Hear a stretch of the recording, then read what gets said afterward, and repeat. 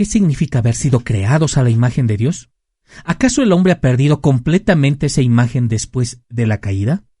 Si Adán fue creado en un estado de justicia y perfección, ¿por qué tenía la posibilidad de pecar? ¿Cuál era el propósito del pacto que Dios estableció con él en el Edén? Y lo más importante, ¿cómo nos afecta esto hoy en día? ¿Estás listo para desentrañar los misterios de la fe y la teología? Prepárate para un viaje emocionante y revelador. Presentamos Fundamentos de Fe, el podcast que te llevará a conocer las verdades bíblicas junto al pastor Cristian Vila. No te pierdas ni un solo episodio de este emocionante viaje hacia la iluminación espiritual.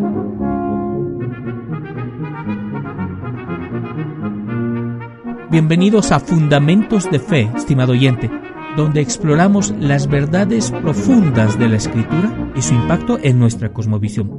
Hoy estaremos viendo el estado original del hombre antes de la caída. Nos sumergiremos en el misterio de la creación del hombre, su justicia original y la relación pactual con su Creador. Acompáñanos. El hombre fue creado en un estado de plena madurez y perfección, no como un ser en proceso de desarrollo o infante, sino como un ser plenamente equipado para el propósito por el cual fue diseñado por su Creador. Adán fue formado para una relación de pacto con Dios, investido con la dignidad de sacerdote del Altísimo en el jardín del Edén. Su constitución original era inmortal, de modo que, si no hubiera pecado, jamás habría experimentado la corrupción de la muerte. Asimismo, Adán era impasible, es decir, no existía en su naturaleza ninguna inclinación o propósito que le condujera al sufrimiento, a la miseria o a la descomposición. Su estado era el pináculo de toda la existencia terrenal, una condición de justicia y comunión con Dios, de la cual, a través de la caída, la humanidad ha degenerado y se ha apartado. El hombre, estimado oyente, fue creado a imagen y semejanza de Dios, pero ¿qué significa esto? Esto se refiere a sus facultades intelectuales, a sus facultades morales y espirituales. Esta imagen no es simplemente o meramente relacional o funcional, sino una conformidad real con el ser divino en cuanto a los atributos comunicables de Dios. La imagen de Dios en el hombre incluía el conocimiento, la justicia y la santidad por el cual Adán era un ser racional, volitivo y moralmente recto, dotado de dominio sobre la creación como vicerregente de Dios en la tierra.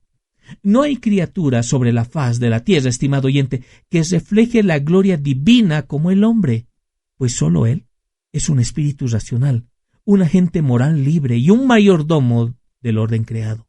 Su señorío sobre la creación no es meramente un privilegio, sino una vocación derivada de su semejanza con Dios. Además, estimado oyente, el hombre fue revestido de justicia original, lo que significa que toda su constitución estaba en perfecta armonía con la voluntad divina. No había rebelión, esa rebelión interna, ni discordia en sus afectos, en sus pensamientos o inclinaciones.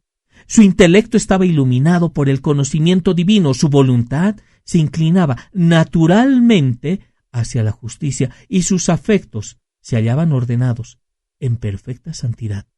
Aunque esta justicia era mutable, es decir, podía perderse por la desobediencia, era una realidad afectiva de su ser. De esta verdad da testimonio las Escrituras, estimado oyente, cuando declara que el hombre nuevo en Cristo es renovado conforme a la imagen de su Creador en conocimiento. Esta cita lo podemos ver en Colosenses capítulo 3, verso 10. Y en justicia y santidad de la verdad nos informa en Efesios capítulo 4, verso 24.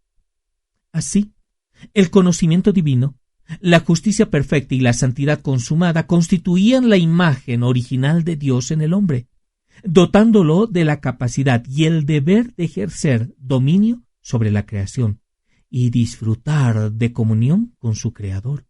Antes de su caída, Adán y Eva mantenían una relación de pacto con Dios, en la que Adán no necesitaba redención.